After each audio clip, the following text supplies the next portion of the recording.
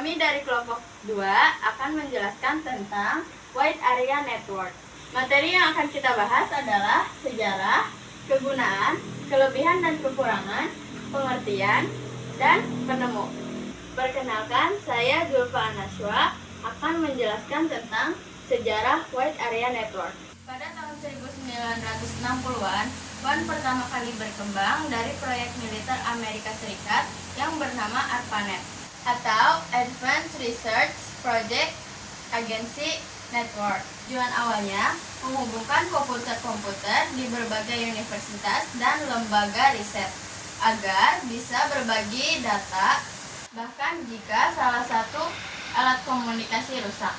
Tahun 2000-an sampai sekarang, WAN semakin luas dengan dukungan fiber optik, satelit, kabel bawah laut, dan jaringan wireless. Penjelasan selanjutnya akan dijelaskan oleh teman saya. Assalamualaikum warahmatullahi wabarakatuh. Assalamualaikum warahmatullahi wabarakatuh. Perkenalkan, nama saya Muhammad Nasyad Taufiq Rahman. Dari kelompok 2 akan mempresentasikan tentang pengertian WAN. WAN atau bisa disebut dengan Wide Area Network adalah jenis jaringan komputer yang mencakup wilayah geografi yang sangat luas sehingga dapat menjangkau antar kota, benua, atau negara. WAN berfungsi untuk menghubungkan perangkat-perangkat atau jaringan lokal yang disebut dengan LAN dan metropolitan yang disebut dengan MAN yang terpisah secara geografis, memungkinkan komunikasi dan pertukaran data dalam skala besar. Jaringan WAN memiliki beberapa karakteristik yang membedakannya dari jaringan lain. Yang pertama, cakupan area luas. Yang kedua, melibatkan operator telekomunikasi. Yang ketiga, koneksi serial beragam. Yang keempat, pertukaran paket data. Yang kelima, beroperasi pada model OSI. Apa sih pengertian OSI? OSI atau bisa disebut dengan Open System Interconnection adalah kerangka konseptual yang mendefinisikan bagaimana sistem jaringan berkomunikasi dan mengirim data dari pengirim ke penerima. Sekian dari saya. Wassalamualaikum warahmatullahi wabarakatuh.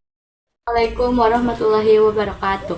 Saya akan menjelaskan kelebihan WAN. 1. Jangkauan luas, bisa menghubungkan komputer atau jaringan antar kota, negara, bahkan benua.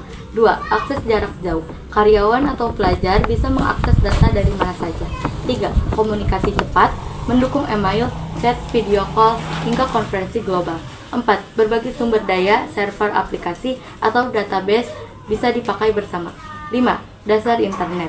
WAN adalah tulang punggung terbentuknya internet yang kita gunakan sehari-hari. Selanjutnya, kekurangan WAN akan dibacakan oleh teman saya. Terima kasih. Wassalamualaikum warahmatullahi wabarakatuh. Assalamualaikum warahmatullahi wabarakatuh. Di sini saya akan menjelaskan tentang kekurangan WAN. 1. Butuh biaya tinggi, instali kabel fiber optik, satelit, dan perawatan mahal. Kedua, kompleks, butuh teknologi dan tenaga ahli untuk membangun dan mengelola. Ketiga, kecepatan tidak stabil dan bisa lambat di daerah infrastruktur tertentu. Keempat, rentan terganggunya keamanan, mudah diserang hacker, virus, dan pencurian data. Kelima, ketergangguan. Jika jaringan utama rusak, akses data akan terganggu. Assalamualaikum warahmatullahi wabarakatuh. Saya Ahmad Yuda Bakti dari kelompok 2 akan mempresentasikan tentang penemuan jaringan WAN. Penemuan jaringan berbasis luas WAN pertama kali adalah Larry Robbins dan Thomas Merrill pada tahun 1965 yang menghubungkan dua komputer menggunakan jaringan telepon. Namun, pengembangan dan konsep yang lebih luas untuk jaringan komputer, termasuk internet, melibatkan banyak tokoh seperti Leonard Coleridge, developer jaringan paket, dan Lawrence Robbins, Kepala Ilmuwan di ARPA. Demikian presentasi dari saya. Mohon maaf bila ada kesalahan.